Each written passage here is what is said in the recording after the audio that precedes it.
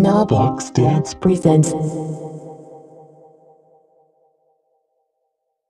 if there's moments where I feel that I need to look a certain way to be a certain type of dancer, or to be what people want to see on the stage, and that's really not what it is. And it shouldn't be. And if it was before, I think times are changing now. And so it helped me with that in a way where I feel more confident in my own body, feeling confident in my skin.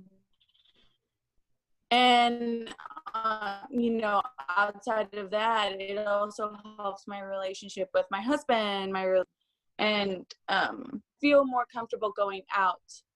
And then there's like this thing of like, that starts happening of self-care, because you're starting to feel more comfortable with yourself, that you take the time to, now I wake up earlier and put some earrings on, and even if I don't put makeup on, I feel better than when before I would look at myself and just kind of, oh, my frumpy self. But it should, yeah, sorry. Oh, Reyna, I didn't know you felt that way. Myself personally, I noticed that I denied taking dance classes through online. So shame on me, I didn't take any modern, contemporary, my major related dance classes since March. Last week I took it because I have to prepare my class. So I just want to see what's going on in the world. Yeah, it was hard for me to take classes too. Right? I think I took like 3 of the online ones that were offered. I took one, so you won. But I think, now I realize, I think at that time in March or in April, I think like I wanted to deny this situation if I took class online.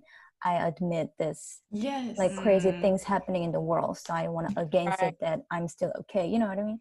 So I think maybe if I give excuse to myself, I think that's the first reason. So, and then that actually helped me because, I just like all of us, I think 4 of us, most of us, I mean, all of us, we're really, we have high expectation and we always work and set a goal. So we have to like reach out that goal. So we kill ourselves.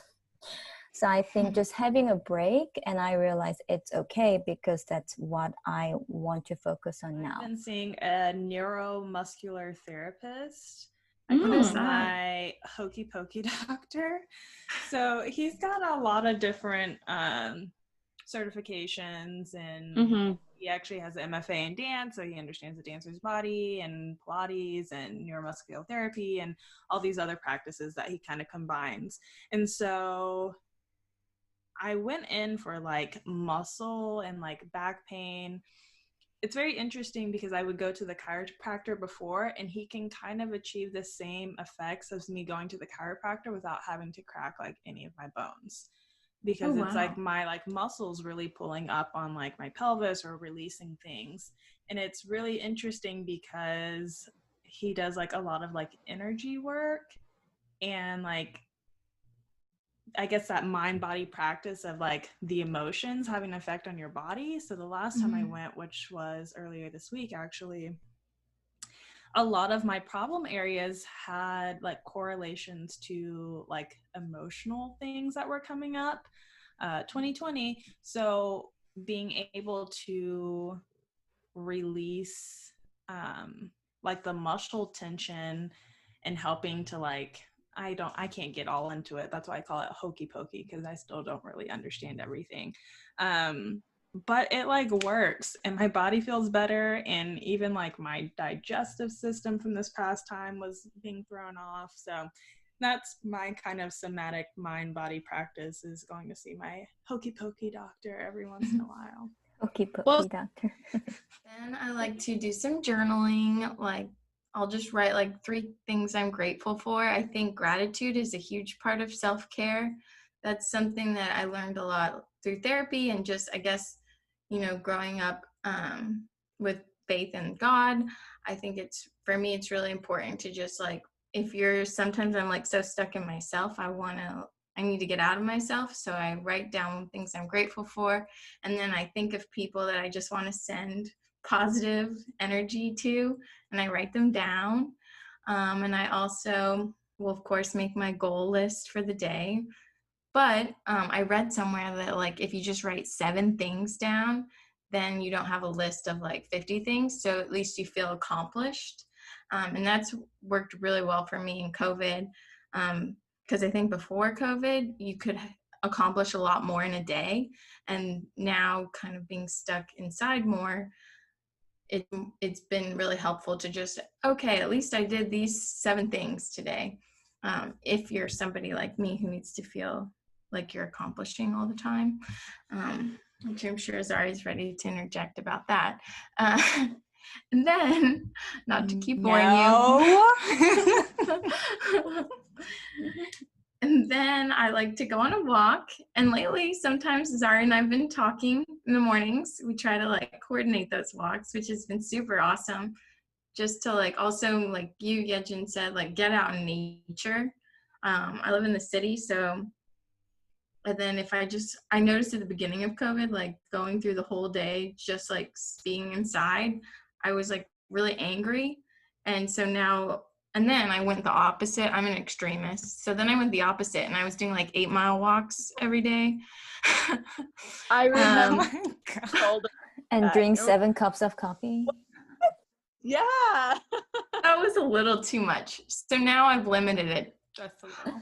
I'll do my walk, and if I don't talk to friends or like loved ones on the phone, I'll listen to a podcast. So it's me. So I'm going to throw out some recommendations. You should check out the Oprah Super Soul Sunday podcast. So good. Yeah. If you're into that inspiration, Brene Brown has an awesome podcast. Also, Michelle Obama's new podcast. Yeah. And if you need some masculine energy, Ed Milet, he interviews some really incredible people, and it just really is like inspirational and makes you want to work hard, which is what I need first thing in the morning. Then after my walk, I'm almost done. I come home and I don't get my coffee till after the walk. So I do a lemon water, of course, more water, and then some black coffee. And then I'm ready to start my day. Let's go, Martheya. Yay. Oh, I forgot. When I am meditating, I do want to mention, after my meditation, when I'm doing my journal, you should check this book out. It's called The Daily Stoic. And essentially, it's just 366 meditations. So I can read today's entry if you are interested. Sure, please. Today's August 20th. That's when we're recording this. And essentially, it says, where it counts, inwardly, we ought to be different in every respect, but our outward dress should blend in with the crowd. Thanks for taking your time to tune into Dance Behind the Screen, a bi-monthly interview series where we go behind the screen to question process, product, and social media. Be sure to follow us on social media at KNOW Box Dance. See you next time, and don't forget to say no to the box.